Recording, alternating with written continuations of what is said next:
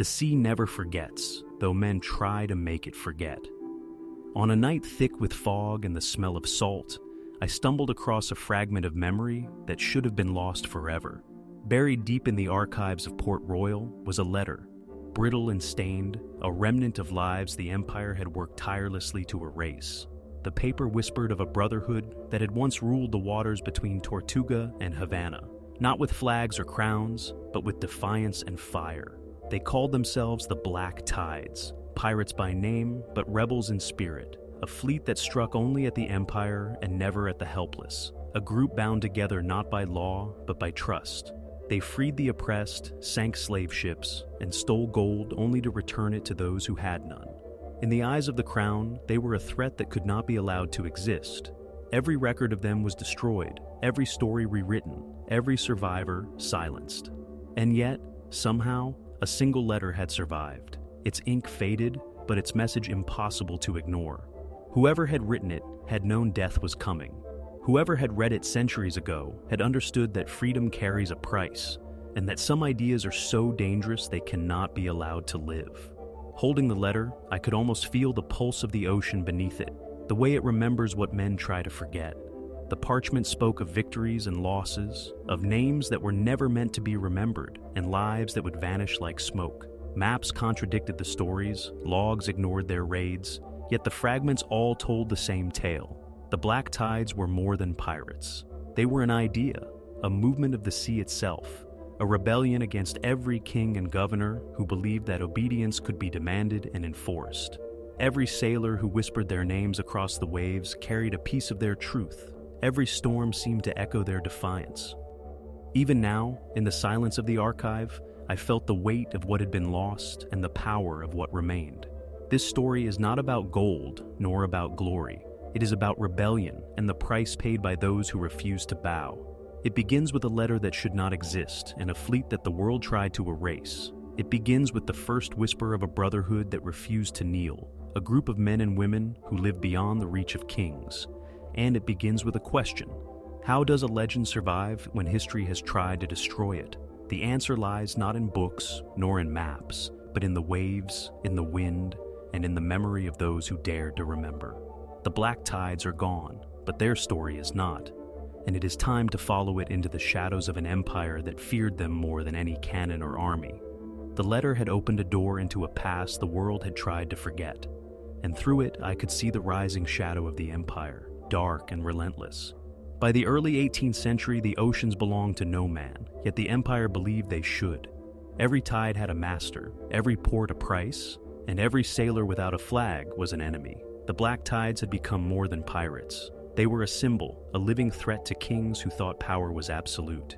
In hidden coves and forgotten harbors, their names spread quietly, whispered by sailors who had tasted freedom and by slaves who dared to dream of it. The empire feared what they could not touch, the idea that a man or woman could live unclaimed, unbound, unbroken. In response, fleets were sent to every corner of the Caribbean. Admirals and governors moved with precision, using spies, informants, and mercenaries to uncover the secrets of the Black Tides. Pardons were offered in one hand, chains in the other. The empire painted them as criminals, traitors, and sinners, but behind the veneer of law and order lay something more sinister, a systematic attempt to erase every trace of their existence. Histories were rewritten, logs destroyed, witnesses silenced, and islands vanished from maps as though swallowed by the ocean. They were to be hunted not for their crimes, but for the danger they posed simply by existing. Yet the Black Tides did not flee. They struck swiftly and vanished, appearing where least expected, leaving wreckage and whispers in their wake. For every ship the empire sank, another appeared under black sails, as if the sea itself had taken sides. Reports flooded the capitals, entire garrisons gone, convoys destroyed, fleets missing without explanation. Ministers and kings demanded answers, but no one could explain the patterns, the audacity, the resilience. Fear became the empire's currency. Every officer knew that the Black Tides were more than men. They were an idea that could ignite the world. The sea, it seemed, favored them still. Every storm that rose to hide their movements, every fog that concealed their approach, every hidden inlet and cave became a sanctuary.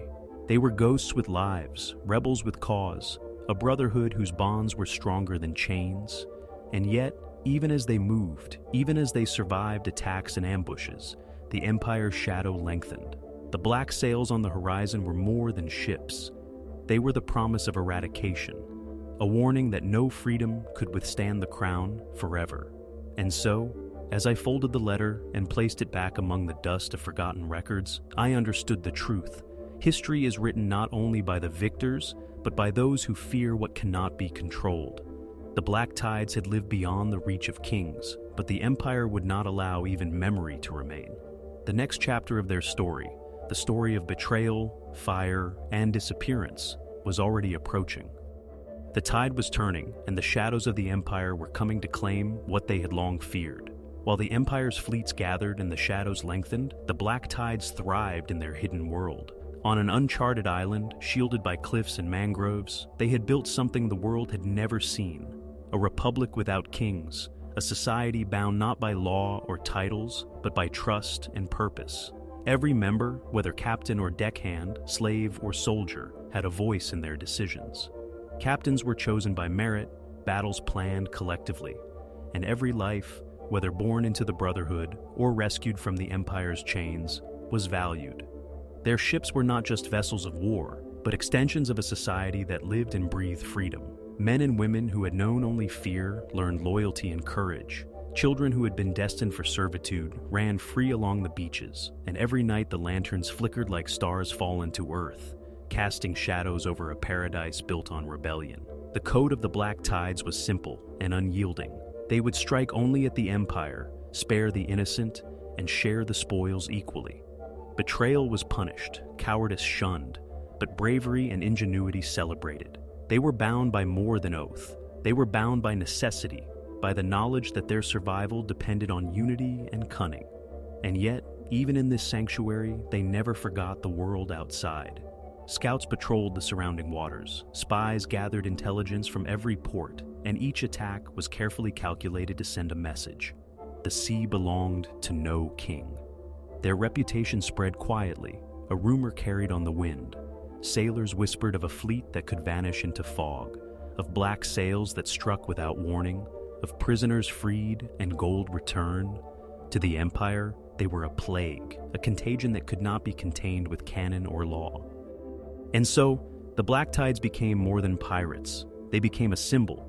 The very idea that men could live unclaimed, that freedom could exist beyond the crown, terrified the highest offices in London, Madrid, and beyond. Every raid, every hidden harbor, every victory became proof that the world could be different. Still, even paradise has its shadows.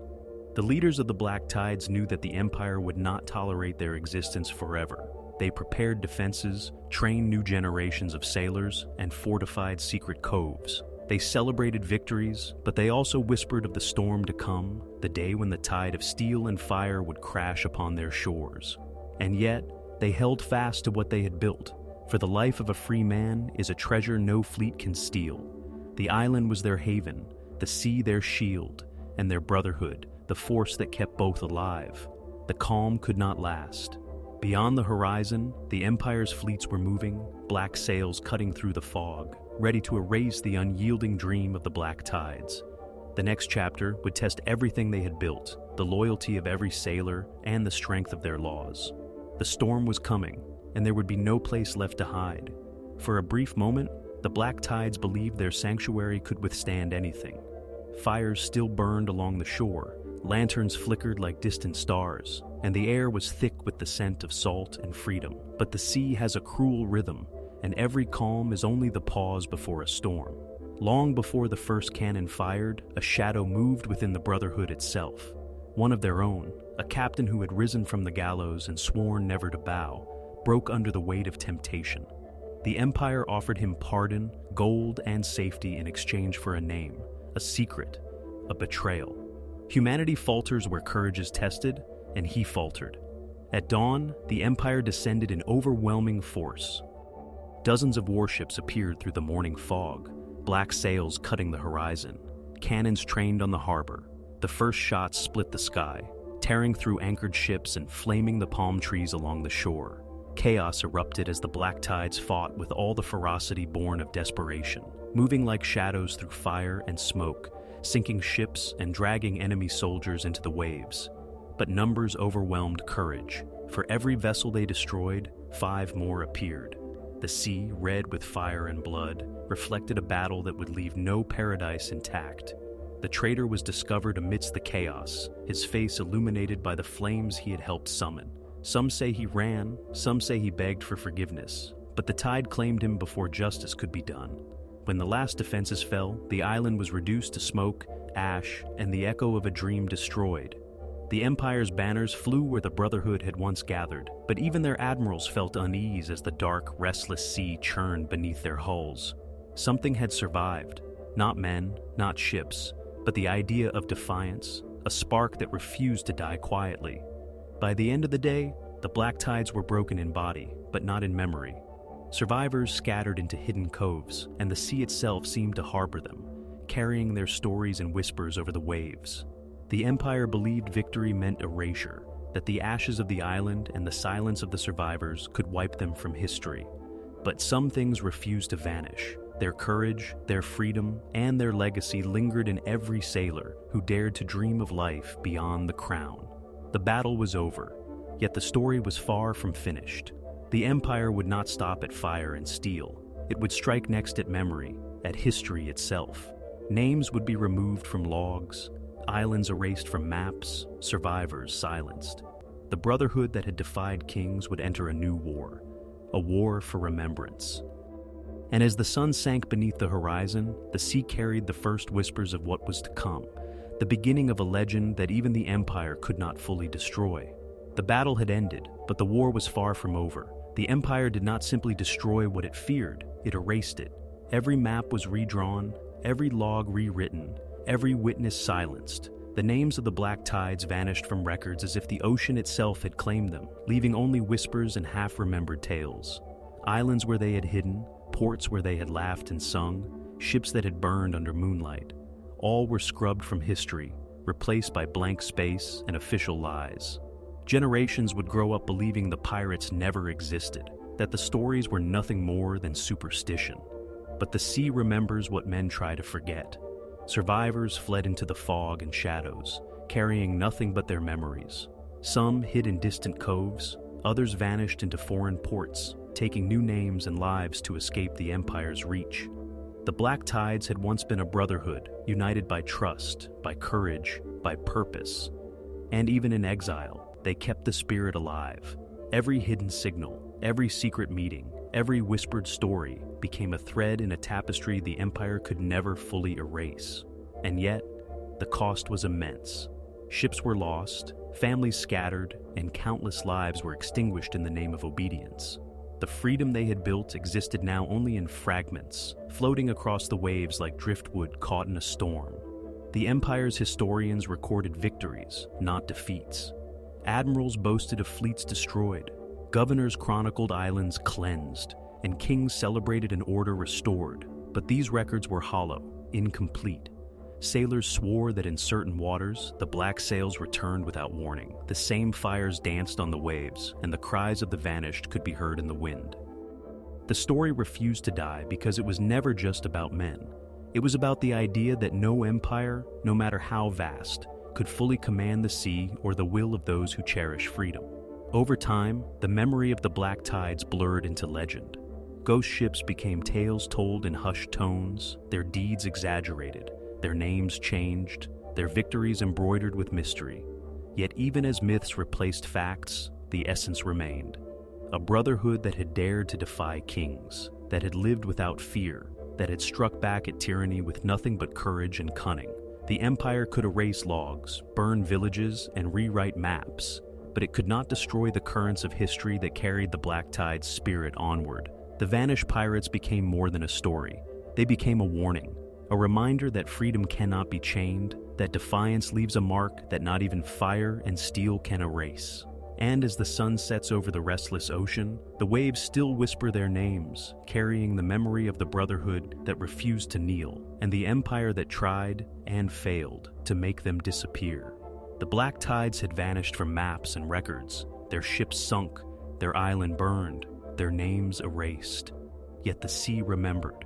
Waves carried the echo of their laughter, the weight of their defiance, and the pulse of a brotherhood that no empire could fully destroy. Every storm seemed to whisper their presence, every fog concealed the shadow of their sails, and every night sailors swore they could hear drums and songs that belonged to no living soul. The story of the black tides had become legend, a truth hidden within myth, a warning and a memory stitched into the fabric of the ocean itself. Even as centuries passed, the world could not forget them entirely. Writers and sailors spoke of ghost ships, of black sails moving silently against the moon, of treasures that carried curses and freedom alike. Historians claimed their tales were exaggerations, rumors, or mistakes, yet the sea refused to lie. It held the memory of a fleet that had lived for an ideal, that had struck at tyranny, and that had paid the ultimate price. The empire had tried to erase them, but ideas like water find a way to flow, to seep through the cracks, and to return again. The Brotherhood had not survived in flesh, but in spirit they endured. Every whisper of their deeds inspired new generations. Every hidden cove and secret harbor that bore their name became a testament to resistance, and every story passed from sailor to sailor became a thread in a legacy that no fire, no steel, and no decree could sever. They had been more than pirates. They had been the embodiment of freedom, of courage, and of defiance. Even erased, they remained untouchable, a shadow over every empire that sought to claim the seas. And so, the black tides live on, not in chronicles or maps, but in the imagination of those who hear their tale. They live in the heartbeat of waves, in the gust of wind across an open deck, in the quiet rebellion of anyone who refuses to bow to tyranny. Their story reminds us that even in defeat, even in erasure, freedom endures. No king can command it, no law can bind it, and no fleet can sink it entirely. The letter that began this journey is only one piece of their memory, fragile and faded, yet still carrying the truth across centuries. The black tides may have disappeared from the eyes of the world, but in every whisper, every legend, and every restless wave, they remain. Their legacy is a tide that cannot be stopped, a shadow beneath the horizon, and a promise that no empire, however powerful, can erase the spirit of those who dare to defy. The sea keeps its secrets, but it does not forget.